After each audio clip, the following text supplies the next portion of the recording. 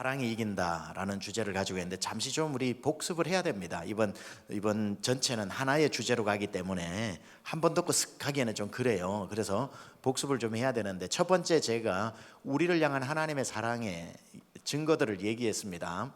그래서 하나님이 우리를 사랑하신다는 첫 번째 증거는 바다의 모래와 같이 많고 하늘의 별처럼 많은 사람들 중에 나를 선택하셨다는 거, 그게 우리를 향한 가장 강력한 사랑의 증거라고 그랬습니다. 두 번째 증거가 뭐라고 그랬죠? 그 하나님이 하늘에 계시지 않고 나를 찾아오셨다는 거. 사랑은 찾는 거라. 사랑은 찾는 것이다. 이 중에도 가장 내 사랑하는 사람이 있으면 들어오자마자 그 사람 어디 앉았나 찾는 것처럼, 하나님이 우리를 사랑하사 하늘에서 우리를 기다리지 않고 기다리지 못해 찾아오셨다는 겁니다. 찾아오시고 난 뒤에 주님이 하신 일이 뭐냐면은 고치시는 사랑. 우리를 고쳐주시고 가정도 고쳐주시고 병도 고쳐주시고 마음에 난 상처도 고쳐주시고 고쳐주시는 하나님의 사랑. 고쳐줄 뿐 아니라 그 다음 사랑은 어떤 사랑이라고 그랬습니까? 죽어주시는 사랑. 여러분, 세상에 누가 아무리 부부라고 해도 서로의 생명을 위해 지켜주고 죽어주는 거 쉽지 않습니다. 실수로 죽어줄 수 있고 공명심의 충동으로 어쩌다 죽어줄 수 있는 사람이 있을지 몰라도 말짱한 정신에 죽음의 길을 스스로 걸어가서 저 사람 살려주고 나 죽이시오 하는 사람이 어디 있겠습니까? 우리 주님이 여러분 한 분 살리기 위해 그렇게 하셨다는 거예요. 여러분, 이거 아십니까? 예수님은 많은 사람을 위해서 오신 게 아니라 이 세상에 75억 인구가 있는 게 아니고 여러분 한 분만 있어도 하늘에서 내려오셨을 거라는 거. 그러니까 하나님은 많은 사람을 위해서 오신 게 아니라 나를 위해 오신 겁니다. 날 찾아오신 거예요. 많은 사람을 찾아오신 게 아니라 날 찾아오셨다고요. 나 혼자밖에 없어도 분명히 찾아오셨다는 거죠. 그래서 나 찾아오셔서 고치시고 죽어주시는 은혜. 그 다음에 어떤 은혜가 있다고 그랬죠? 지켜주시는 은혜, 지켜주시는 사랑. 여러분, 사랑하면 지켜주게 되어 있습니다. 항상 지켜주게 되어 있는데, 하나님은 우리를 지키시고 요한일서 5장 8절에 말씀하시는 것처럼 하나님께로부터 온 자 예수 그리스도가 우리를 지키심에 악한 자가 만지지도 못하리라.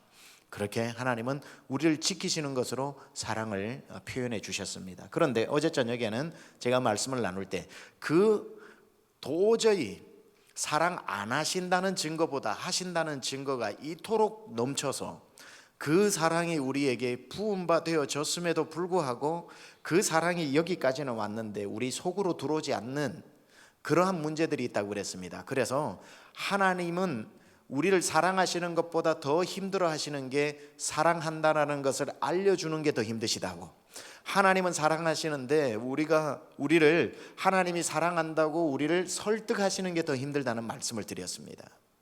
여러분, 하나님이 여러분을 사랑하심을 진심으로 믿으십니까?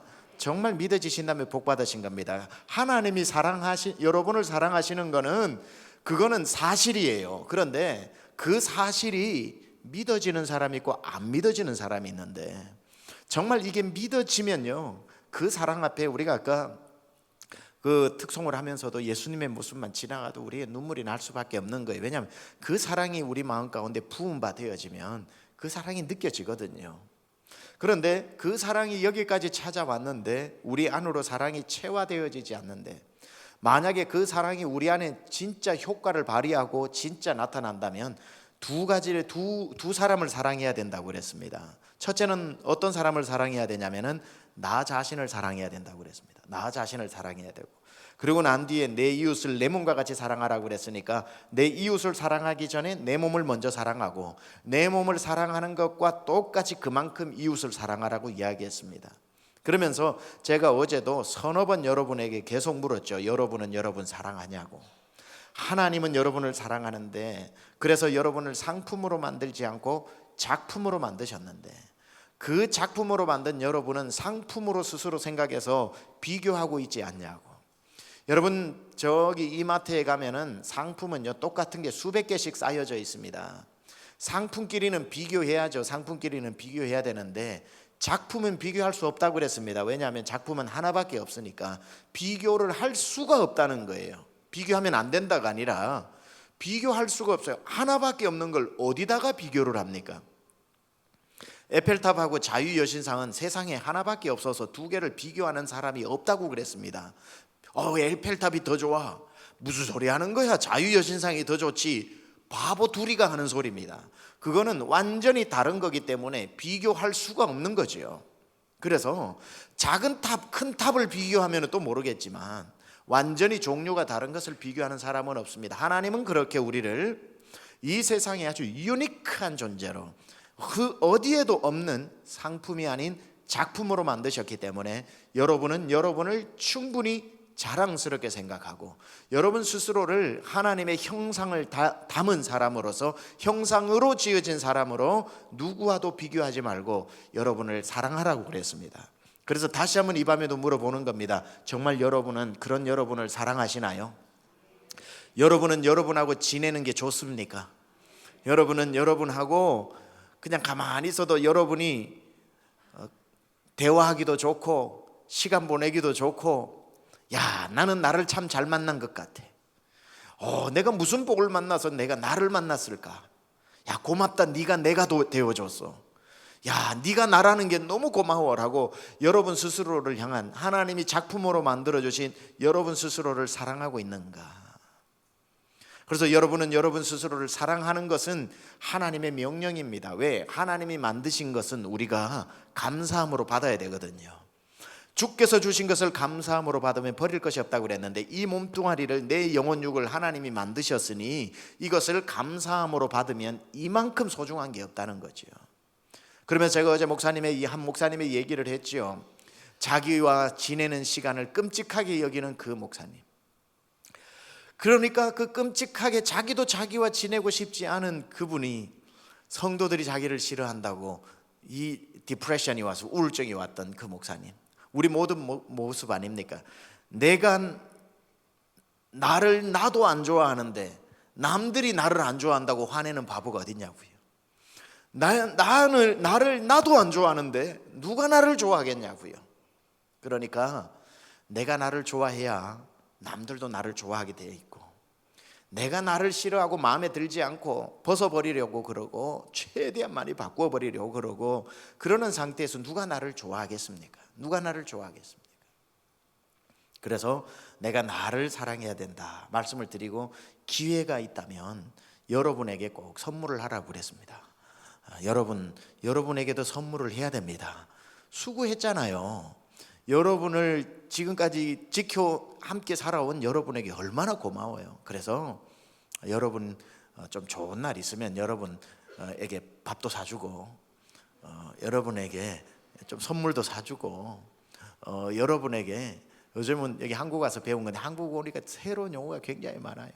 호캉스라고 있더라고요. 호캉스가 있는데, 바캉스는 멀리 가가지고 이렇게 하는 거고, 호캉스는 멀리 못 가니까 혼자 호텔 가가지고 하루 지내고 오는 게 호캉스라 그러더라고요.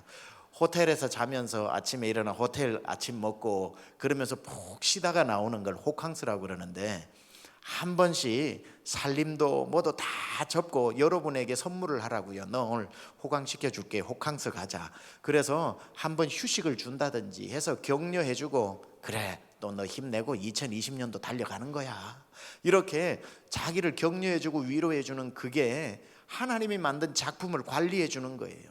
여러분 보세요. 여러분에게 세계에 하나밖에 없는 최고의 좋은 그 선물을 받았는데 그걸 먼지가 뽀얗게 쌓이게 놔두는 건 아니죠. 닦고 관리하고 메인테넌스하고 그런 게 당연한 것처럼, 하나님이 여러분에게 선물로 주신 여러분 몸을 그냥 먼지가 뽀얗게 않도록 방치시켜서는 안 되는 것이고, 자꾸 여러분을 이렇게 격려해주고 다시 또 달려갈 수 있는 힘을 부어주고, 또 이렇게 하면은 뭐 밥이라도 한 끼 사주고, 그러가 좀 허전하면 선물이라도 하나 해주고, 그렇게 해서 여러분을 계속 사랑하는 것, 그걸 바라보는 하나님이 얼마나 기분이 좋겠습니까? 고맙다. 야, 내가 너 보니까 고맙다. 왜요? 내가 준 선물 네가 고마워하잖아. 내가 너 만들었는데 네가 너를 만족해 하니까 내가 너무 고맙다. 야, 하나님이 얼마나 기뻐하시겠냐고요.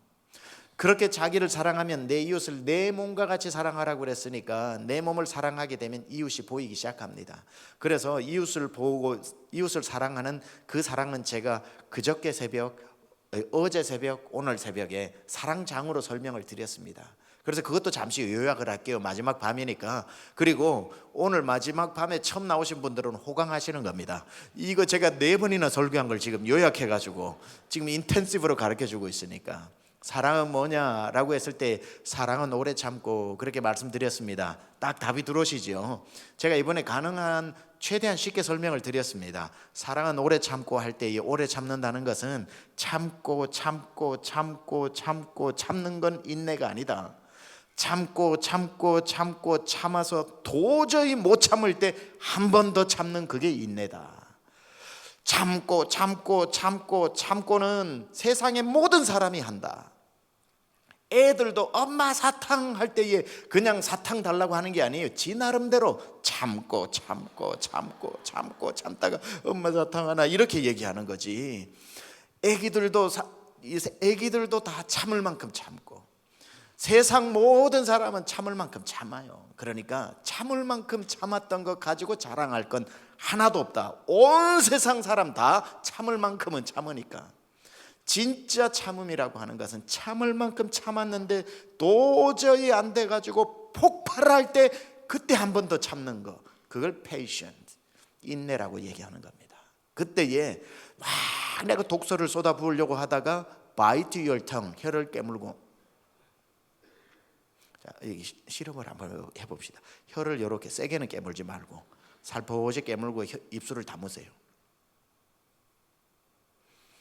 폭발할 때 이 자세를 가지시면 되는 겁니다. 폭발할 때 이 자세를 가지면은 평화가 옵니다. 그때에 정말 사랑하는 사람, 사랑은 참을 만큼 참았다가 참지 못할 때에 지금까지 참은 거 다 크레딧으로 사용해가지고 내가 이만큼 참았는데 해서 폭력의 도구로 사용하지 말고, 지금까지 참았던 걸 폭력의 정당성으로 사용하지 말고 한 번 더 참는 거, 이게 사랑은 오래 참고라는 말이고요.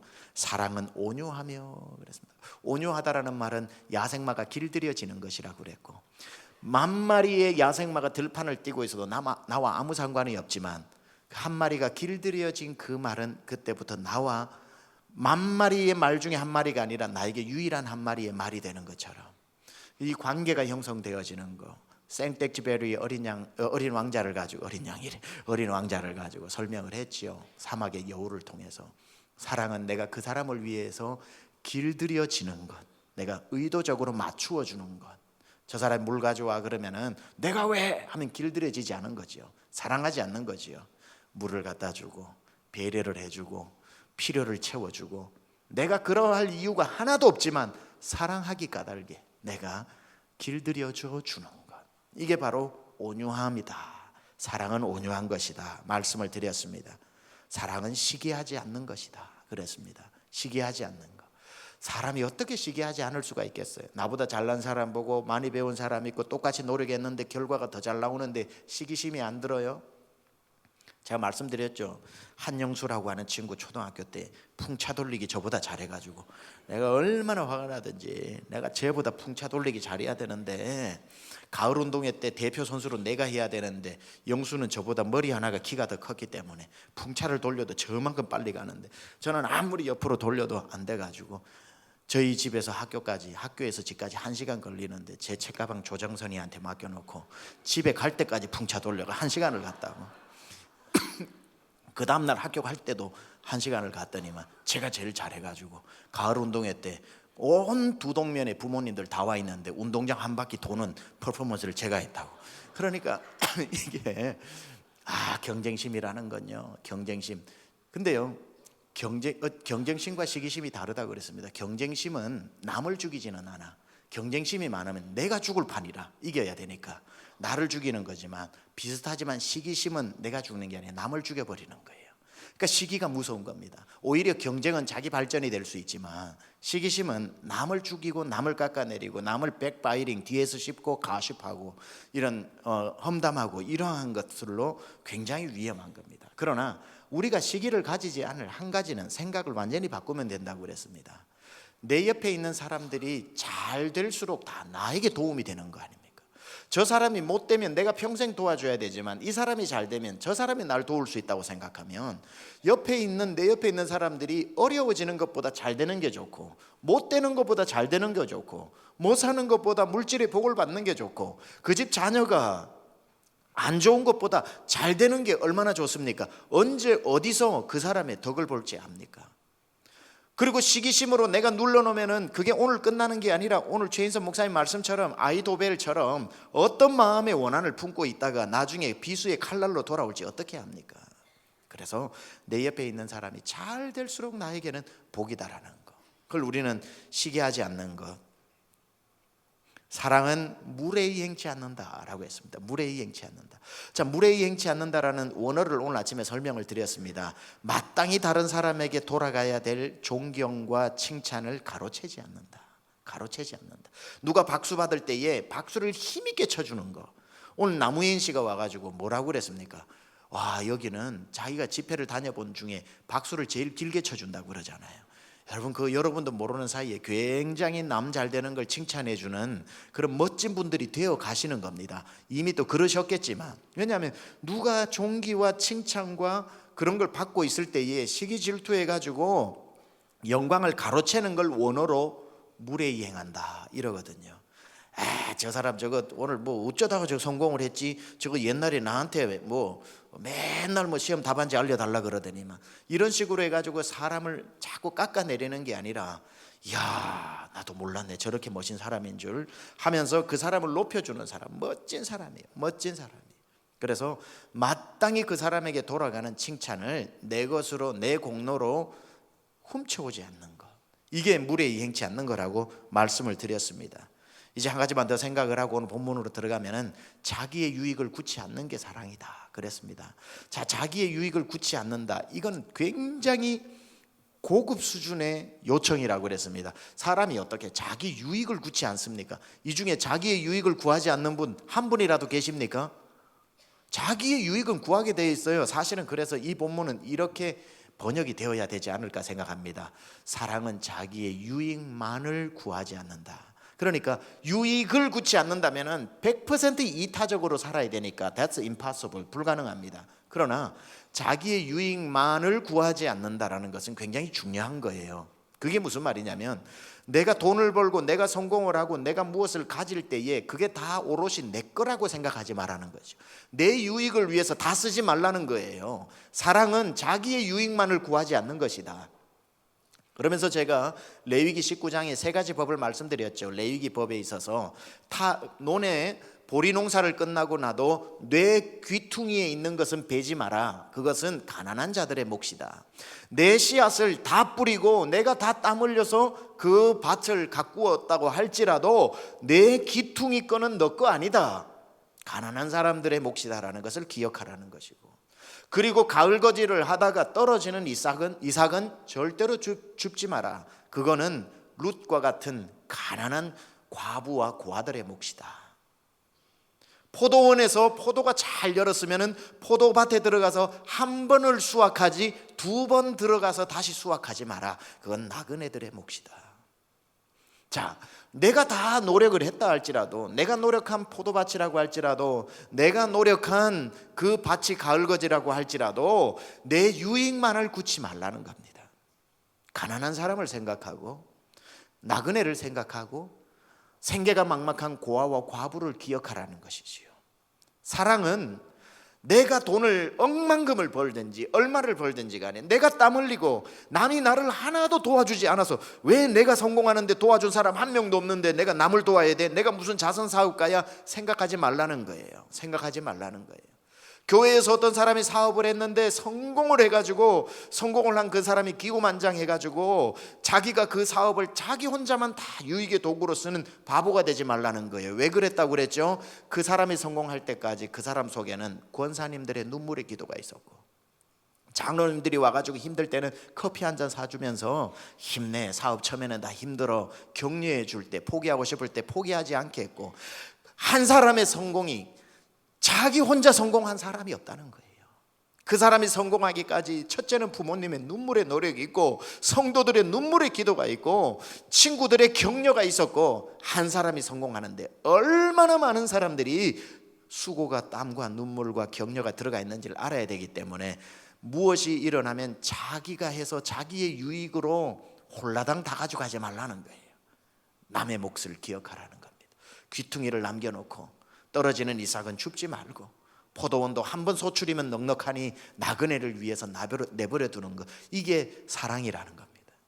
그리고 다른 사람을 사랑할 때에 항상 참 믿고, 이게 나오죠. 사랑은 모든 것을 참으며 모든 것을 믿으며 모든 것을 바라는 것이다. 진짜 누군가를 사랑할 때 오늘 모습을 보고 어이구 속상해 해가지고 미워하지 말라는 겁니다. 내 마음에 좀 들지 않더라도 남을 사랑할 때는 첫째는 참아주고, 두 번째는 잘 될 거라고 믿어주고, 세 번째는 나중에 이 사람 엄청 잘 될 거라는 걸 바라고, 그래서 참고 믿고 바라면서 사는 것, 그게 이제 여러분 옆에 있는 이웃을 사랑하는 것, 내 안에 있는 나를 사랑하고, 그리고 남을 사랑할 때는 고린도전서 13장으로 사랑하는 것, 이게 이제 오늘 아침까지의 설교의 요약입니다. 와, 이제 좀 정리가 확실하게 또 되시고요. 이제 오늘 마지막으로, 이제 하나님이 우리를 사랑하셨고, 하나님이 우리를 사랑하셨기 때문에 이제 내가 나를 사랑하고 나도 남을 사랑하는데, 이제 마지막 진짜 우리의 사랑은 어디를 향해야 되는가? 날 사랑하신 하나님을 향한 사랑, 주님을 향한 사랑. 이제 이게 우리의 결국은 삶의 목적이고 사랑의 지향점이 되어야 된다는 겁니다. 여러분, 하나님 사랑하십니까? 여러분, 예수님 사랑하십니까? 정말요? 정말 사랑하십니까? 예, 다행입니다.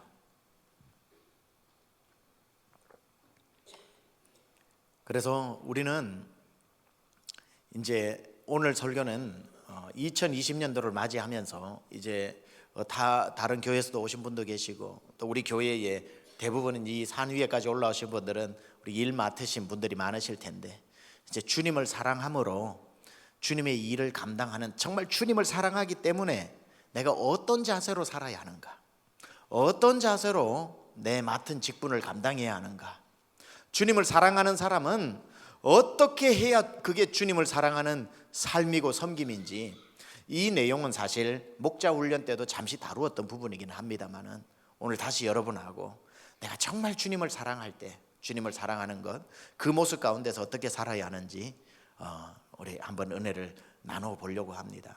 베드로입니다. 주인공은 베드로. 그래서 오늘은 여러분이 베드로가 되셔야 됩니다. 베드로가 되셔야 되고, 하나님이 이 베드로를 포기하지 않고 사용하고 싶으셨어요. 우리 하나님 좋으신 하나님이시죠.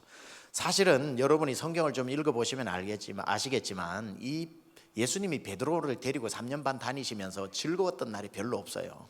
왜냐하면 베드로는 굉장히 투박한 사람이고 좀 이렇게 럭비공 같아서 어디로 튈지도 모르고, 제가 봐서는 참 베드로와 함께 지내는 시간들이 예수님께는 살얼음판을 걷는 것 같은 일들이 많았을 것 같습니다. 급기야는 뭔가 좀 하는 것 같더니만 예수님을 아주 알뜰하게 그냥 다 부인을 해버렸죠. 3번이나 나는 모른다, 니는 아나. 그러니까 그 여자 종이 네 말투가, 왜냐하면 이 베드로의 언어는 아람어로서 갈릴리 언어를 사용했거든요. 그러니까 예루살렘에서 일어난 일이니까 아무리 예루살렘에 와가지고 고급 히브리어처럼 사용을 하려고 해도 갈릴리에서 배운 투박한 이 갈릴리 언어를 어떻게 포장을 합니까? 안 되죠. 그러니까 너 예수의 제자지 하니까 베드로가 나는 아니거든 뭐 이렇게 한 거예요. 그러니까 요즘 말로 하면 부산 사람이 올라와가지고 서울말 쓰는 것처럼. 그러니까 아무리 뭐 서울말 흉내 내려고 해도 이 경상도 말, 전라도 말 그냥 흘러나오듯이 지금 뭐 베드로가 그랬단 말이에요. 그러니까 네 말투가 그것을 증명한다. 그러니까 내 아니라 하니까 뭐 이런 식으로 이제 얘기를 해가지고 그냥 다 갈릴리 사람인 걸 온천하에 알려버린 거죠. 그래서 이제 예수님을 3번 부인하고 나니까 여러분, 부인을 한다는 건 굉장히 자기에게 있어서도 상처입니다. 그렇죠? 상처가 되니까 좌절이 되는 거예요. 그러니까 그 베드로가 나중에 도저히 자기를 용납하지 못해서 이 자기의 옛 사람으로 돌아가는 것의 상징인 갈릴리로 고기 잡으러 옛 장소로 돌아가 옛 직업으로 돌아가 버린, 그리고 자기 혼자가 아니라 그때 고기를 같이 잡던 7명의 베드로 포함 7명이 갈릴리로 돌아가서 빈 그물을 또 올리고 있는 겁니다. 이건 베드로의 상처에 회복되지 않는 모든 상처의 상징들입니다. 그 모닥불 피워놓은 그 새벽에 내가 다른 사람은 다 주를 버릴지라도 나는 안 버립니다. 믿어주이소. 한번 믿어주이소. 주님께 그랬는데 딱 그냥 그 말이 끝나고 난 뒤에 바로 한 계집 여종에게 모른다고 3번이나 부인을 하면서 그냥 탁 울음소리 들릴 때 뛰어나가가지고 울면서 내가 무슨 짓을 했냐, 내가 무슨 짓을 했냐, 후회해봐도 소용없어. 주님 돌아가 버리셨으니 만회할 시간도 없어. 그러다가 할 수 없이 이제 갈릴리로 가가지고 거기에서 고기나 잡고 있는 이 상처난 한 영혼. 그런데 우리 주님은 뭐 얼마나 우리를 사랑하시고 멋진 분이시냐면은 베드로 없이 주님이 일 못하시겠어요? 아니, 세상 어디 찾아봐야 베드로만 못한 사람, 베드로보다 나은 사람 못 찾겠어요? 널리고 널린 사람이 베드로보다 나은 사람일 텐데 주님의 사랑은 베드로 아니면 안 된다고 생각해 주시는 거. 아니, 저 아니고 여러분 아니고 하나님이 쓰실 사람 없겠어요? 있겠죠. 근데 하나님이 우리에게 정말 고마운 것은 우리 하나님은 우리에게 착각을 주셔요. 너 아니면 안 된다고 말씀해 주시는 거죠. 마치 우리 하나님이 우리를 사랑하심이 너 없으면 안 된다는 것처럼 사랑해 주시니까 감사한 거거든요. 그 모습이 베드로를 찾아간 겁니다. 베드로야, 나는 네 없으면 안 된다 하고 찾아오신 거예요. 사실 너 없으면 안 되는 건 아니잖아요.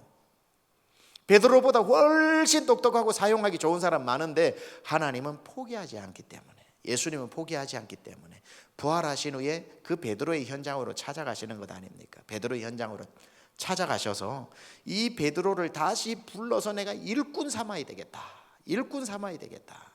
그러면서 그 일꾼 삼는 게 뭐냐면 내 양을 먹이라라고 하는 목양 사역을 맡기시는 거. 그리고 어떤 여기 교사들이 있으면 교실에 어린아이들을 맡기는 거, 목자들이 있으면 목원을 맡기는 거, 우리 장로님들 전체 성도를 맡기는 거.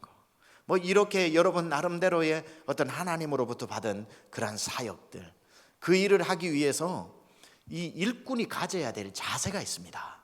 그냥 하나님이 일 시킨다고 무작정 일하는 게 아닙니다. 그렇게 무작정 일하다가는 자기만 열심히 하지 다른 사람 다 죽어버려요. 그 사람 한 명 때문에 자기만 행복하고 나머지 다 괴로워. 그러니까 일을 하기 전에 회복되어져야 될 게 있어요. 회복되어지고 난 뒤에 진짜 일을 시작해야 그때에 정말 주님이 주신 사명을 감당할 수 있는 거거든요. 그래서 예수님이 오셔가지고 베드로를 일 시킬 때 너 일 좀 해 하고 바로 시킨 게 아니라 베드로에게 하나님이 회복시켜 주신 것들이 있습니다. 그 회복시켜 주신 것을 오늘 여러분하고 잠시 나누려고 하는 겁니다. 첫째, 베드로에게 오셔서 무엇을 회복시켜 주셨냐면 그의 마음에 난 상처를 회복시켜 주셨습니다. 마음에 난 상처를 회복시켜 주셨어요. 아까 말씀드렸잖아요. 베드로는 예수님을 3번 부인한 게 상처였다고. 그런데 그 상처를 가지고 그냥 미안해서 앞으로 사역을 하잖아요. 상처가 회복되지 않은 사람은요, 반드시 가시가 돋아 있습니다. 그래서 사역을 할 때도 많은 사람들을 아프게 해버립니다. 다른 사람을 아프게 하지 않아도 상처가 있는 사람은 열등감이 많고 미안함이 많고 그래서 쉽게 좌절을 해서 열심히 하던 사람이 갑자기 어느 날 잠수 타고 보이지를 않아요. 막 6개월씩 교회를 안 나와버리고 아냐 그러면 아무도 만난 사람이 없다고 그래. 이 상처가 자기도 괴롭히고 남도 괴롭히는 거거든요. 베드로가 예수님을 3번 부인한 것 때문에 미안해서 그냥 상처가 회복되지 않고 그냥 미안해가지고 주의 일 열심히 하는 건요, 몇 개월 열심히 할 겁니다. 그런데 그러다가 이 상처 속에서 사탄이, 상처는 이런 표현 써서 죄송합니다만 여기에 변이 있으면 파리가 오듯이 쓴뿌리 상처가 있으면 반드시 마귀가 여기에 틈탑니다. 그래서 우리의 쓴뿌리 속에 히브리서에도 나오는 것처럼 이 쓴뿌리가 있으면 마귀가 틈타는 거거든요.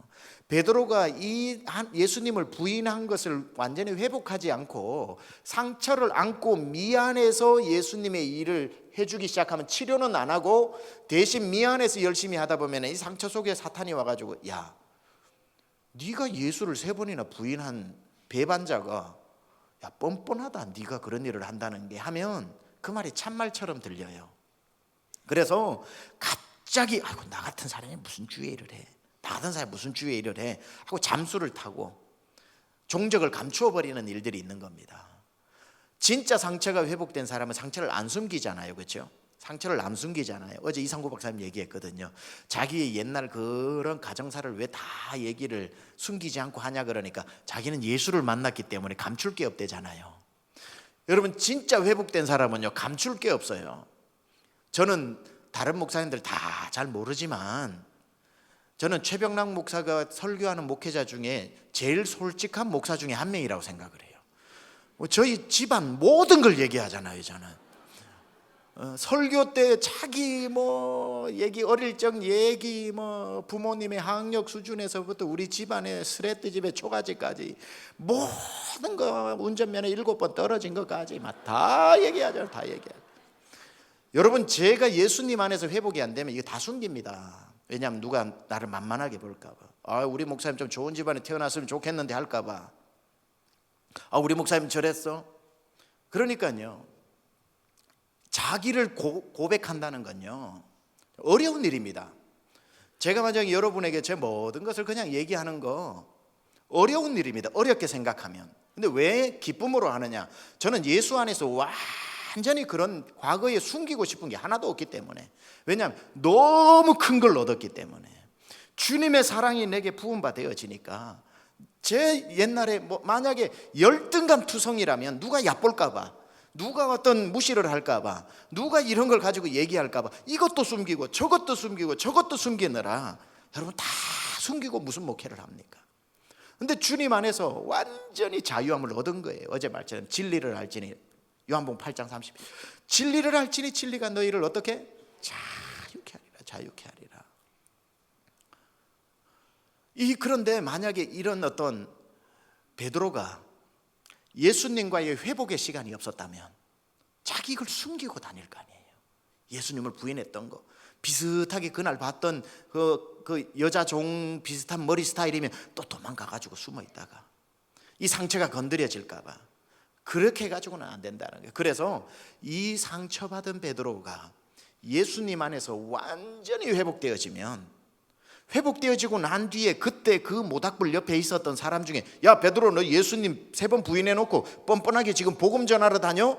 근데 예수님과의 회복의 시간이 없었다면 맞아 나 그런 사람이지, 미안하네 내가 잠잠히 있겠네 이렇게 하겠지만, 누가 내 부끄러운 과거를 아는 사람이 와도 내가 주님이 나를 치료해 주셨기 때문에 뭐라고 얘기합니까? 그래 나 그런 사람이었어.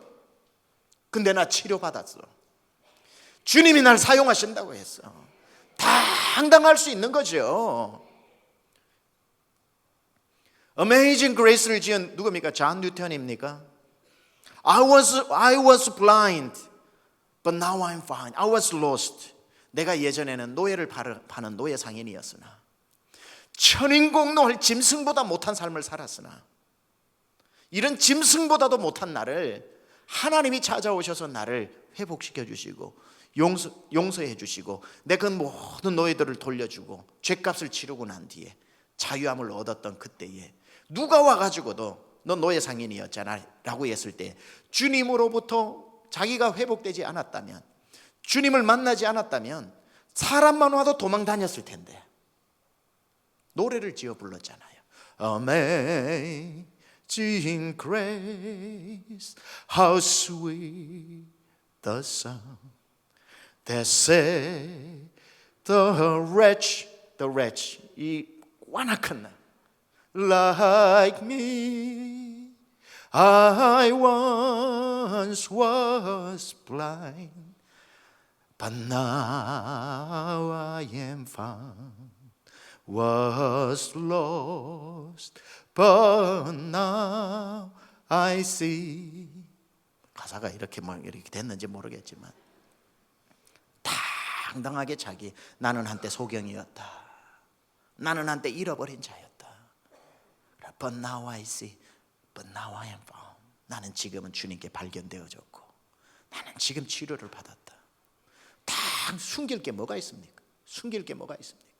미국에 가면요, 제가 그 어느 책에서 봤는데 그 교회를 직접 방문한 건 아니지만 미국에 갔는데 그 큰 교회 도시의 교회에 교회 안의 사역 중에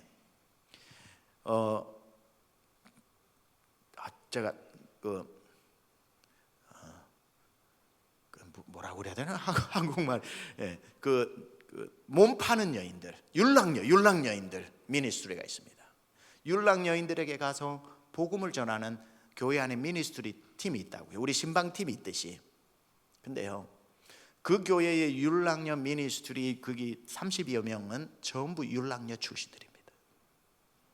율랑녀 출신들인데 그 사람들이 자기의 부끄러운 과거를 숨기지 않고 그 삶이 얼마나 비참하고 그 삶이 얼마나 안타까우며 그렇게 그 자리까지 올 수밖에 없는 사정도 누구보다 잘 알기 때문에 그들이 예수님을 믿고 나니까 자기의 과거를 숨기지를 않는 거예요. 내가 그 사람들의 사정을 아니 건져 내려가야 되겠다. 누구 말을 듣겠냐? 남자에게 상처를 받았으니 남자가 간들 듣겠느냐?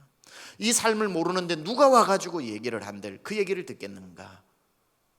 Who else beside us? 우리 말고 누가 있겠는가? 그래서 그분들이 당당하게 자기들끼리 미니스트리를 만들어서 그 율랑녀 선교를 하고 있다는 거지. 누가 그분들을 과거를 흠집내고 과거를 가지고 비아냥거리겠습니까? 진리를 알지니 진리가 그들을 자유케 해버린 거예요. 자유로워져 버린 거예요. 예수 안에서 자유로워져 버린 거예요. 베드로가 그 마음으로 도저히 자기가 하니까 그 일을 못하니까 그냥 그물을 내리면서 옛사람으로 completely 옛날 사람으로 완전히 옛날 사람으로 돌아가니 예수님이 베드로를 포기하지 못하고 이 베드로가 나를 다시 만나지 않으면 주의를 못하니까 그 갈릴리로 찾아가셔가지고 예수님이 그 바닷가에서 베드로가 예수님을 부인하던 그 새벽하고 세팅을 똑같이 해놓죠. 새벽 똑같은 시간에 그때 새벽 다 굴던 시간에 갈릴리의 온갖 닭들이 막 깨어서 회를 치기 시작하는 꼭끼요 하고 있는 저 멀리 들려오는 그 시간에 모닥불 앞에서 나는 모른다 니는 아나 나는 아니라 카이 했던 그 모닥불처럼 예수님이 오늘 본문의 21절에도 불을 피워 놓으시고 같은 시간 같은 모닥불을 만들어 놓고 고기 좀 잡았냐? 그 소리를 다른 한 제자가 듣고 난 뒤에 뭐라 그럽니까? 주시라. 먼저 들은 사람이 가야 되는데 듣기는 딴 사람이 들었는데 그 얘기를 듣고 물에서 그냥 뛰어내려 버린 사람이 있어요. 베드로입니다. 베드로가 물에서 뛰어내려서 그 한 50칸쯤 되는 거리를 수영해서 갑니다. 노저 가면 더 빠를 거리를 뛰어내려서 헤엄쳐 갔던 베드로의 마음을 이해해야 되는 거죠. 어떤 마음으로 노를 젓고 있었는지. 그에게 있어서는 노를 젓는 게 좋아서 고기 잡으러 간 게 아니라는 것. 자기를 찾아오신 주님이니까 그 소리에 바짝 정신이 들면서 그냥 물에서 뛰어내려서 헤엄을 치고 가는 거예요. 헤엄을 치고 가는 거예요. 자, 그렇게 해가지고 온몸이 젖어가지고 물에서 올라가서 보니까 예수님이 자기를 찾아오신 거잖아요. 예수님이 찾아왔는데 모닥불이 피워져 있어. 자기의 상처의 상징 모닥불, 자기 상처의 상징 모닥불이 피워져 있는. 왜 하필 나를 아프게 하는 상징이 모닥불이냐?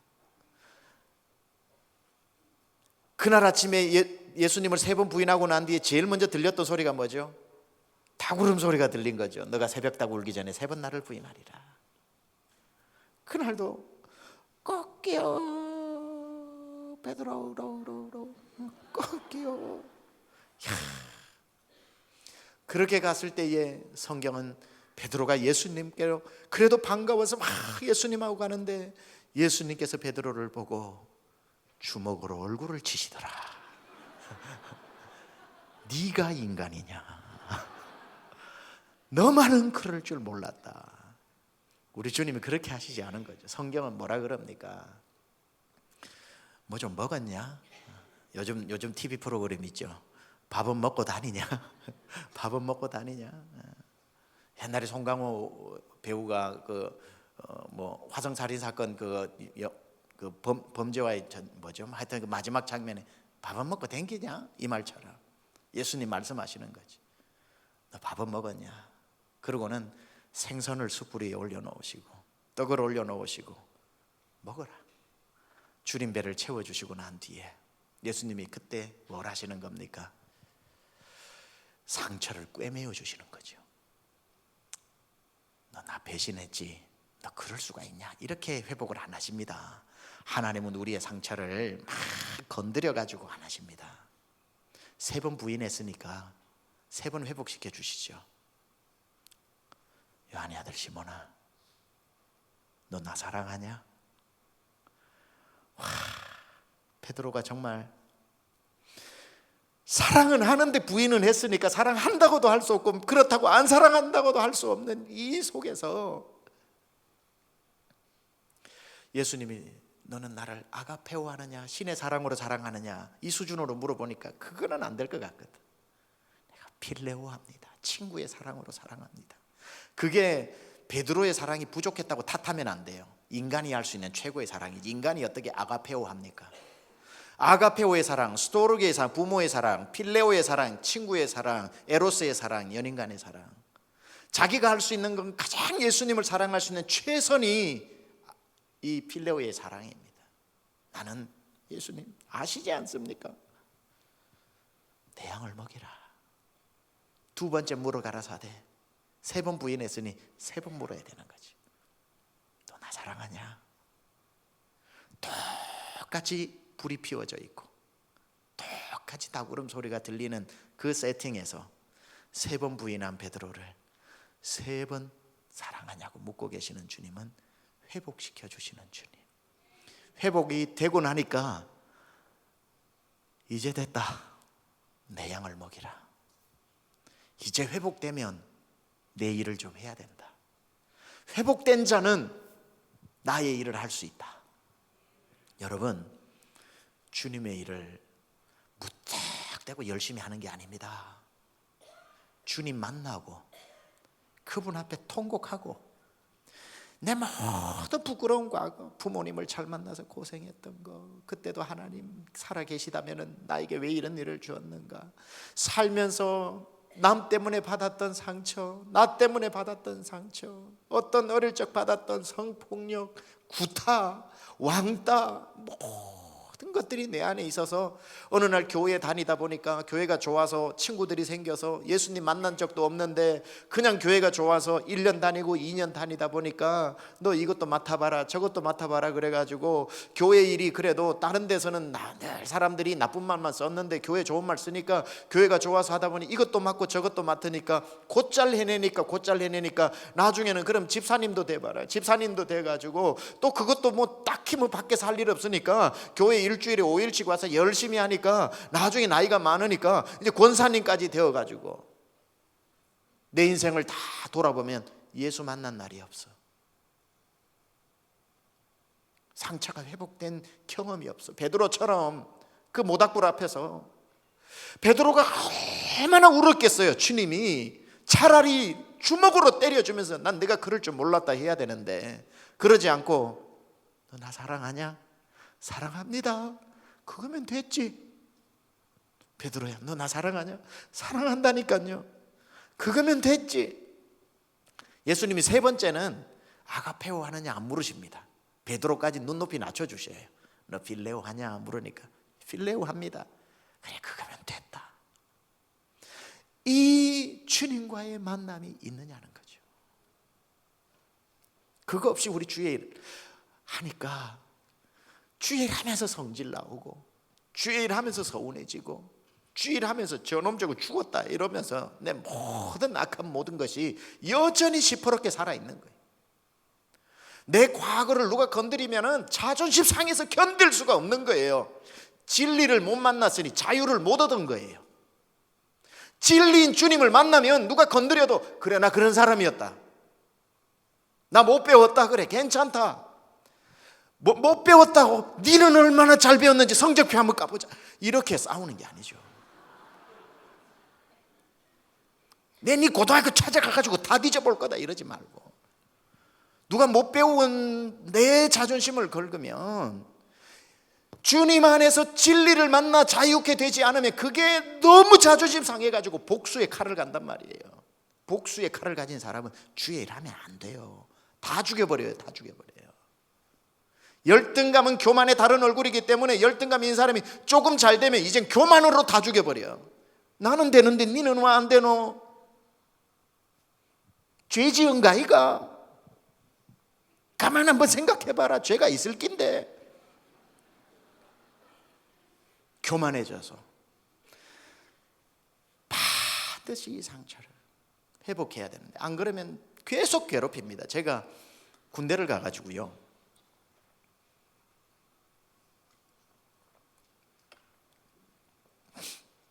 축구를 했어요. 군대에서 축구한 얘기는 절대 하지 마라 그랬는데, 군대를 가서 2등병 때 축구를 했는데 제가 축구를 조금 합니다. 부득불 자랑하노니 제가 조금 합니다. 그래서 수비를 시키면 수비도 잘하고 공격을 시키면 공격도 잘하고 그래요. 근데 2등병 때였는데 2등병 때는 무조건 수비입니다. 수비. 근데 군대에서는 뭐 저는 수비라도 이렇게 딱 오면은 저쪽으로 탁 차줄 수 있는데 2등병들은 그렇게 머리를 쓰면 안 돼요. 오는 공은 무조건 차네, 오는 공은 무조건 멀리 차네 그러는 거예요. 그러니까 뭐 그거만큼 쉬운 게 어디 있습니까? 머리를 안 쓰고 몸으로 하는 것만큼 쉬운 게 어디 있어요? 공이 오면은 무조건 달려가 팡 차면 상대편 골대까지 날아가 버리는 거죠. 인기가 하늘을 찔렀어요. 제가 2등병 잘 들어왔다고. 오면 차면 되는데 그걸 못 해요. 그러니까 그 반대편에 이제 중대장님이 워카를 신고, 이거 군인 그 군화를 신고 축구 한번 해볼까 이러고 와가지고 차는데, 원래 이렇게 그 높은 자리에 있는 분일수록 공격을 하거든요. 낮은 계급일수록 수비를 하고. 그러니까 그분하고 저하고가 맨날 만나는 거예요. 저는 수비고 그분은 공격이니까. 공이 딱 왔는데 저는 이제 차려고 딱 찼는데 그분이 군화를 딱 집어넣어가지고 군화를 그냥 차는 바람에 여기가 그냥 완전히 발등이 아자자자작 나가버린 거예요. 그래도 그거 뛰는 동안은 또 뛰어야 됩니다. 2등병은 군기로 뛰니까. 다 뛰고 나니까 발이 갑자기 발가락도 안 보일 정도로 부어버렸어요. 그래서 이제 육군 병원에 갔죠. 가서 보니까 발등에 있는 여기가 뭐 다리 뭐 뼈가 부러지고가 아니라 발등에 있는 뼈가 다 이렇게 자자자자작 이렇게 금이 가서 요거는 완전히 기부술을 해가지고 자기가 알아서 붙을 때까지 놔둬야 된다고, 여기 무릎 밑에까지 기부술을 발가락에서부터 시작해가지고 기부술을 해주더라고요. 그래가지고 이제 목발을 짚고 부대 복귀를 해가지고 그 의무실이 있어요. 의무실로 가가지고 의무실에 입원을 해가지고 한 2, 3주를 지나야 되는 겁니다. 의무실로 들어가니까 그때 마침 그 이대대인가에서 공수훈련을 마쳤는데, 여러분 낙하산 훈련을 마치고 나면 다리가 부러지는 사람이 상당히 많아요. 전부 다 입원을 해 있어가지고 제 입원할 그 티오가 안 나는 거예요. 그래가지고 제가 의무실 입원이 안 되고 내무실에 들어가라는 거예요. 내무실에 들어가면 전부 제 상관들인데 제가 제일 그 쫄병인데 다리 떡 이러고 한 뒤에 병장은 총 들고 막 뭐 근무 나가고 뭐 나가고 하는데 이러고, 이거는 있을 수가 없는 일이죠. 한 반나절 있으니까 이거는 지옥이라. 그래가 오후부터는 걸레를 가져와가지고 이렇게 닦기 시작했어요. 이제 이거 닦기 시작하고 뭐 관물대 이렇게 맞춰주기 시작하고, 한 이틀 지나고 나니까 당연히 이 일을 해야 되는 게 돼버렸어요. 그러니까 이제는 이 일을 해야 되니 이게 불편해지는 거예요. 원래 이것 때문에 이걸 안 해야 되는데 이제는 이걸 해야 되니까 이게 불편해지는 거예요. 그래서 제가 또 이제 충성심이라는 게 좀 있어가지고 하려면 잘해야 되겠다. 그래서 3일째에 제가 가위를 가져와가지고 이게 드라이버 가지고 이게 다 떼버렸어요. 그러고 난 이게 너무 불편하니까 어차피 이걸 해야 되는데 그래가지고 치료를 못했어요. 그때 완전히 고쳐야 되는데 못 고치고 나니까 그 다음에 이제 뭐 한 몇 개월 지나니까 걷는 데는 문제가 없어요. 뭘 일상생활은 문제가 지금 하나도 없어요. 근데 지금 거의 이제 30년 되는데 무릎 꿇고 기도하고 5분이나 10분이나 이렇게 눌렀다가 일어나면은 한 10분, 20분은 절고 다니는 거예요. 이게 지금 회복이 안 되는 거예요. 그렇다고 뭘 찍어보면 뭐가 나오냐? 안 나오는 거죠. 제가 지금 이 긴 얘기를 왜 하냐면 온전한 치료가 되지 않으면, 온전한 치료를 할 때 치료를 하지 않으면 평생 가는 겁니다. 주님 안에서 일꾼들은 예수님을 만나야 되는 거예요. 베드로가 그냥 예수님 3번 부인한 것 때문에 미안해서 그 마음에 빚 갚는다고만 열심히 했다면 베드로 성질 어디 갑니까? 온갖 사람 다 상처를 주었을 텐데 예수님은 베드로를 포기하지 않고 너를 사용해야 되니 갈릴리에서 베드로를 만나 네가 나를 사랑하느냐? 네가 나를 사랑하느냐? 네가 나를 사랑하느냐라고 했던 진리를 만나는 시간. 진리를 만나 자유케 되시기를 축원합니다. 그렇게 되면 누가 여러분의 과거를 안다고 해도 여러분은 자유가 있는 거예요. 나는 그런 사람이었다. I'm John Newton. 나는 노예 상인이었다. 나는 그래 내가 부끄러운 삶을 예전에 살아왔다. 율랑녀였다. 못 배웠다. 이런 일이 있었다. 나 예수를 만났다. 진리를 알고 보니 진리가 나를 자유케 해주더라. 여러분이 베드로가 만난 이 예수님과의 그 모닥불 앞에서 똑같은 상황에서 베드로가 얼마나 통곡했겠습니까? 여기 권사님들, 장로님들, 연수가 오래되신 분들 그냥 어쩌다 교회 나오고 어쩌다 열심히 다니다 보니 또 직분 하나 받고 어쩌다 보니 몇십 년 되니 또 항존직도 받고 그런 분 없겠지만 세상에 그런 분들 많이 또 있거든요. 돌아봐서 나에게 베드로의 그 모닥불 앞에 시간이 있는지 나는 진리를 만나서 그 앞에서 통곡하면서 주님 왜 날 찾아오셨냐고. 난 주님 버리고 여기까지 도망왔는데 왜 주님은 나 아니면 안 되는 것처럼 여기까지 찾아왔냐고. 사람이 그렇게 없냐고. 왜 나 같은 사람 버려도 괜찮은데 나 없이는 안 되는 것처럼 찾아왔냐고. Why me? Why do you love me? Why do you love me? 왜 날 사랑하나? 왜 날 사랑하나? 왜 날 사랑하나? 밤새도록 울어보셨냐고요. 밤새도록 울어보셨냐고. 반드시 진리를 만나는 그 사람만이 일꾼이 되어야 합니다. 그 일꾼이 되어야 하는 거예요. 이게 또 두 번째는요, 주님이 어떤 베드로를 불러서 이제 회복을 시켜주셨고 상처를 회복시켜 주셨고, 두 번째는 일꾼은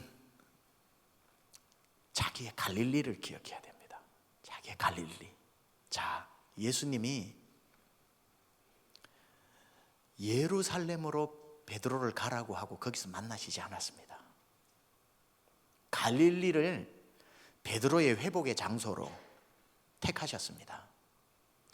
자, 갈릴리는 베드로에게 있어서 어떤 장소입니까? 어부였던 시절, 사철 발벗고 뛰어다녔던 자기의 자라난 동네, 한 척의 거룻배에 인생을 걸고 희노애락을 다 담고 살았던 한 무명의 사람, 아무것도 아닌 이 갈릴리 사람 베드로에게 예수님이 찾아오셔서 나를 따라오너라, 내가 너를 사람을 낚는 어부가 되게 하리라. 그리고는 베드로를 갈릴리, 사마리아, 제루살렘 여기 모두의 슈퍼스타로 만들어버렸죠. 베드로를 모르는 사람이 없을 정도로. 예수님 옆에 수제자로 따라다녔으니 예수님의 준하는 인기를 누리지 않았겠습니까? 나중에는 얼마나 베드로가 당당하냐면 예루살렘의 자기 집처럼 예루살렘에서 막 말구의 귀까지 그냥 챙 날릴 정도로 자기는 이제 예루살렘 체질이라고 생각했을 거예요. 와, 나는 수도 체질이다. 수도 체질. 강남 스타일. 오빤 강남 스타일. 나는 제루살렘 체질이다. 아, 내가 갈릴리 사람이라는 흔적을 지워야 되겠다. 그래서 제일 예루살렘에서 비싼 돈을 주고 운영하는 학원에 가서 예루살렘 언어를 배우기 시작하고, 제가 대전에 처물러 갔는데 저희 기숙사 방장이 청주에서 왔는데, 지금 생각해보면 청주도 충청도라서 시골인데 제가 울산에서 왔다고 얼마나 무시를 하는지. 가만 나중에 보니 울산이 더 큰 도시인데 딱 저를 보고 본인은 서울말에 가깝다고, 자기 이름이 자기 동생 이름이 승호인데, 승호. 야 최병남, 너 승호 성호 이거 10번 해봐. 와, 이 어려운 그 숙제를 내더라고요. 제가 그래서 성호 하니까 이 촌놈 봐라, 이 촌놈 봐라 그래. 승호가 얼마나 힘들어요. 피영민 목사님 말씀에 의하면 제 경상도 사람은 예수의 보혈로 구원받지 않고 커피로 구원받는다고 그러는데 맞냐고 그래서 무슨 말입니까? 그러니까 커피로 구원 얻었네 뭐 그런다고. 뭐 커피로 야 참나, 경상도 사람은 커피로 구원을 받는 거예요. 이게 이제 경상도 사람 안 되는 거예요. 아무리 숨기려고 해도 뭐 그 피를 거피라고 그러니까 커피로 속죄함 얻었네. 그러니까 이 베드로도 이제 예루살렘에 가가지고 예루살렘을 지워, 나의 갈릴리의 흔적을 지우리라, 뼛속까지 지우리라. 그래서 막 제일 비싼 학원에 들어가가지고 막 아람어를 안 하고 히브리어를 배우기 시작을 하고 고급 과정, 뭐 어드밴스드 과정까지 다 하면서 막 사람들한테 티 나나? 내 티 안 나지? 어느새 자기는 예루살렘의 사람이 되어 있고 예루살렘 중심이 되어서 마음이 막 이만큼 높아져. 주님이 베드로를 버리지 않고 쓰시고자 했을 때는 예루살렘에서 불러서는 안 되겠다. 아무 직책이 없고 아무것도 아니었던 한 사람의 어부였던 갈릴리로 돌아오너라. 갈릴리에서 만나 주신, 거기에서 내 양을 먹이라 라고 말씀하신 것은, 베드로야, 네가 앞으로 예루살렘뿐 아니라 로마도 가야 하리라. 네가 로마 한가운데서 박수 받는 사람이 되든지 예루살렘에서 박수를 받는 사람이 되든지, 너는 그 어떤 순간에도 너를 처음 만나줬던 이 갈릴리를 잊어버리지 마라. 너의 시작은 갈릴리다. 너는 갈릴리 사람이라는 그 겸손을 잃어버리지 마라. 여기에 뼛속까지 우리 강중집 식구들 강남 출신이 얼마나 되시는지 모르겠습니다. 서울 사대문 안에서 자라신 분은 또 얼마나 되시는지 모르겠습니다. 다 다르지만 주님을 처음 만났던 자기만의 갈릴리를 잃어버리면 안 됩니다. 우리 교회 43년 전 개척부터 같이 하신 분도 계시고, 그분들에게는 이 갈릴리가 우리 교회 아닙니까? 그때 마음하고 지금 마음 얼마나 달라져 계시는지 모르지만, 어떤 분은 그때는 세댁으로 오셨는데 지금은 이제 7순 8순 넘어가시는 분도 계시겠죠. 눈앞이 막막해서 누구 하나 찾아갈 길 없고, 친정을 찾아가나 시댁을 찾아가나 애 두더기에 덜쳐갖고 교회 와가지고 엎어서서 하나님요 나 좀 살려주소, 하나님요 나 좀 살려주소. 그렇게 울며 또 힘을 내서 집으로 돌아가고, 울며 여기 와서 기도하고 집으로 돌아가고, 이 기도는 어때요? 와서 울며 주여 10년에 3일 동안 여기에서 하나님 붙잡고 했던, 만약 그런 분 계시다면 여기가 갈릴리요 강남중앙침례교회 43년 전에 그 지금보다 시설이 훨씬 좋지 않은 그때가 여러분의 갈릴리인데, 그날 그때 마음을 잊어버리지 말라는 겁니다. 이제는 모든 사람이 우러러보는 강남 사모님의 자리를 기억하지 말고, 내 참 아무것도 아닌 시절에 고기만 잡던 이 베드로에게 찾아와서, 갈릴리로 찾아와 주신 그 마음을 잊어버리면 안 되는 거죠. 저는요, 세미함께 목회하면서 16년 반 동안 1년에 3번씩 새가족 환영회를 하거든요. 101 코스라고 해서 4시간씩 간증을 했습니다. 4시간씩 간증을 할 때, 16년 동안 간증을 할 때 항상 저는 경상남도 울주군 두동면 은편리 하일레 46번지 우리 초가집 얘기를 빼본 적이 없습니다. 은편 장로교회 1899년 10월 31일 호주 선교사님에 의해서 세워져서 지금 120년 된 교회, 그 은편교회를 한 번도 제가 빼본 적이 없습니다. 간증해서. 이미 1년밖에 안 됐는데 여러분 많이 들으셨죠? 여러분에게 설명하는 게 아닙니다. 저에게 말하는 겁니다. 너는 초가집을 잊어버리면 안 된다. 너는 그 조그마한 예배당에 예수 믿고 난 뒤에 토요일 저녁마다 철야하던 그 차가운 바닥을 잊어버려서는 안 된다. 너의 갈릴리를 기억해라. 거기에서 오늘 제가 가지고 있는 이 자리를 생각하고 이 자리에 사명 감당하다 생기는 불만이 있다면, 오늘에 생기는 이 불만과 그 갈릴리를 생각하면 이 불만은 불만도 아니라 하나님의 은혜를 너무 많이 받은 거라.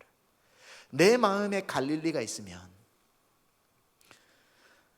나 어느 날 꿈속을 헤매며 어느 바닷가 거닐 때 그 갈릴리 호실이 따르는 많은 무리를 보았네. 베드로의 노래. 저분이 나에게도 오실까? 나에게도 오실까? 요즘 저분이 뜬대는데 베드로는 빈 그물을 가지고 깃고 있었을 때에 웬일인지 기적처럼 그분이 나에게 오셨고, 그물 놓고 나랑 가자 했던 그 갈릴리, 날 만나 주셨던 갈릴리, 그거 잊어버리면요, 그때부터 내가 예루살렘 사람 흉내내고 예루살렘 사람 대접 안 해주면 화나고 마음이 높아지면 주의 일 못합니다. 저는 첫 마음을 미국에 있을 때 미국 교회 빌려서 3년 반, 교회가 커지고 나중에는 미국에서 제일 한인교회 중에 시설 좋은 교회로 하나님께서 입당하게 하셔가지고 있지만, 정기적으로 미국 교회 빌려 쓰던 그곳에 저와 아내가 갑니다. 서서 그때 일을 추억하죠.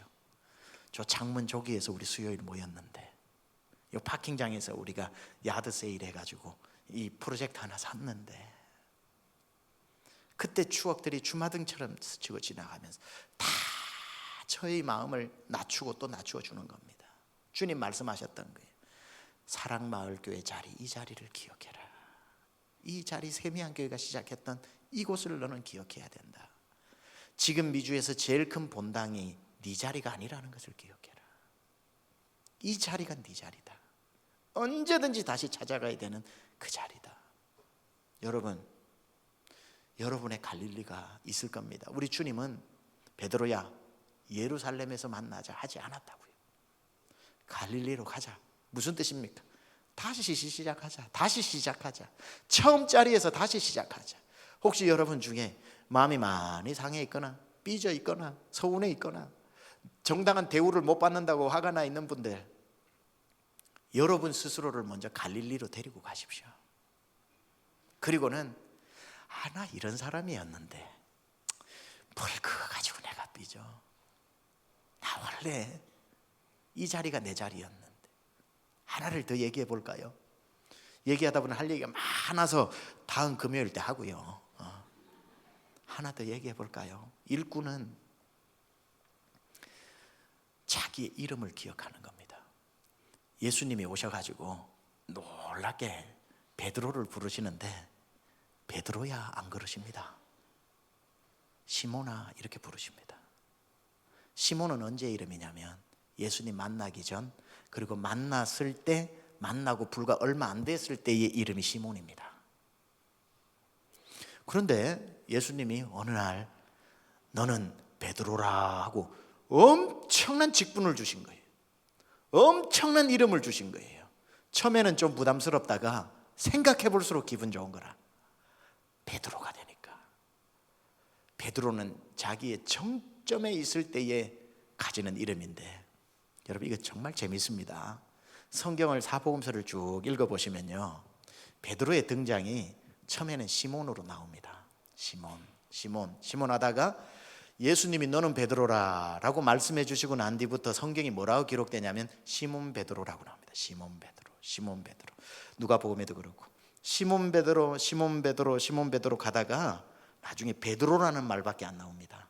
베드로 하다가 요한복음 21장에 가면 시몬으로 나옵니다. 참 이렇게 우리의 모습을 잘 표현해 놓고 있는지. 처음에는 베드로는 예수님 따를 때에 시몬이라고, 예, 시몬 여기 있습니다. 예, 시몬, 예. 예, 시몬 대령했습니다. 시몬 부르셨습니까? I love my name. No complain about it. 시몬, 저 부르셨습니까? 제가 시몬이죠. 시몬 대령. 아무 불만 없었습니다. 근데 갑자기 어느 날 주님이 직분 하나를 주시는데 너는 베드로라. 나는 감당치 못합니다. 어찌 베드로 같은 큰 이름을 주십니까? 그래서 이름이 시몬 베드로인데 여전히 마음이 그 이름이 너무 커가지고 사람에게 당신 이름이 뭡니까? What's your name? 그러면 제 이름은 시몬 베드로입니다. 예? 시몬 베드로입니다. 베드로라고 차마 얘기를 못하겠어. 내 입으로. 너무 이거 부담스럽고 귀한 이름이라서. 그래서 아니 당신 이름이 뭐라고요? 제 이름은 시몬 베드로입니다. 여전히 그 시몬, 예, 시몬 베드로 도착했습니다. 시몬 베드로 도착했습니다. 얼마나 멋있어요. 나중에 가면 액센트가 바뀝니다. 당신 이름 뭡니까? 그럼 떡도 좀 떼주고 말이죠. 이제 뭐 이 일도 하고 바다 위도 한번 걷다가 물론 빠지긴 했지만 뭐 이거 좀 하고 나니까 I am somebody. 내가 이제 좀 특별한 사람이 됐어. 그래서 사람이 What's your name? 이름이 뭡니까? 제 이름은요 시몬 베드로입니다. 예? 시몬 베드로입니다. 아니 앞에 이름 알 것 없고 시몬 베드로입니다. 이제는 시몬 베드로지만 베드로의 힘을 주기 시작하는 거예요. I'm Peter. 당신 이름 뭡니까? 점점 시몬자 이거 걸거치네. 알아듣습니까? 이거 굉장히 귀찮네. 이거 뭘 덜렁덜렁 이거 따라다녀. 맹장처럼 따라다녀. 그래서 누가 물으면 이름은 시몬 베드로입니다. 그러다가 에이 모르겠다 하고는 이제 시몬 떼버려. 이제 누가 물어보면 이름 뭡니까? 베드로입니다. I am Peter. 당신 이름은 베드로입니다. 이제 시몬은 없어져 버렸어. 그 정점에서 주님을 부인해 버린 거예요. 주님이 요한복음 21장 오늘 본문에 찾아오셔서 베드로야라고 부르지 않고 시몬아 다시 시작하자. 너의 처음 이름부터 다시 시작하자. 와, 여러분 제가 처음에 목사 되고 나니까요, 누가 목사라고 불러주는 게 얼마나 부담되는지 몰라요. 누가 목사님 부르면은 저 안 부르는 줄 알고 가버렸다니까요. 딴 사람 부르는 줄 알고. 목사라는 이름이 이렇게 부담스러워. 최병락이었다가 최병락 목사가 됐는데, 최병락 목사 어디 마켓에 가도 누가 목사님이라고 부를까 봐 막 부담스러워. 왜냐하면 정직하게 살아야 되잖아요. 와, 달라스에도 찜질방이 2개 있거든요. 엄청나게 큰 찜질방이 2개 있어요. 저는 찜질방 지금도 안 가거든요. 한국 와서 한 번 갔나? 근데 미국에서 이제 찜질방 가자고 막 그래가지고 사역자 몇 명하고 갔어요. 딱 갔더니만 우리 교회 권사님들이 오셔가지고 목사님 하는데 그 찜질방에 있는 모든 사람이 저를 쳐다보는 거예요. 와, 정말 그 간편하게 입은 옷에 목사. 그래서 어디 가는 최병락 목사입니다. 목사가 아니라고는 할 수 없으니까 최병락 목사입니다. 5년 되고 10년 되고 교회가 성장하고 누가 알아주고 막 이제 뭐 달라스 오시는 목사님들은 다 연락해서 밥 한 끼 사줄 테니까 만나자 그러시고, 한국에서는 만나지도 못할 목사님들 달라스에서는 척척 다 만나고 하다 보니까 이제는 목사의 힘이 팍 들어가더라고요. 어떤 사람이 젊을 때 전도사님입니까? 그러면 괜히 기분 나쁘고, 내가 이거 어떻게 받은 목사인데, 최병락 목사입니다. 저 최병락 목사입니다. 누가 목사님이라고 제대로 안 부르고 막 최 목사 그러면은 막 님자 안 붙이다 기분 나쁘고, 어떻게 받은 내가 목사인데 님자를 안 붙이냐, 나도 나중에 김집사 그래야 되겠다 막 이러고, 이 목사의 어떤 막 힘이 들어가기 시작하는 거예요. 그리고는 이제 뭐 교회 담임 목사니까 누가 자기 담임 목사님 보고 누가 최병락 담임 목사님 이렇게 잘 부릅니까? 안 부르지. 목사님 하면 다 통하는 거지. 우리 교회 사역자가 40-50명이라도 목사님 하면 담임 목사를 첫째로 부르는 거니까 이제는 뭐 최병락도 없어. 목사는 나야. 베드로 목사, 그냥 목사님 하면 그냥 나 혼자 홀로 이 왕좌에 앉아 있는 거예요. 나머지는 다 부목사, 부목사. 나는 목사님.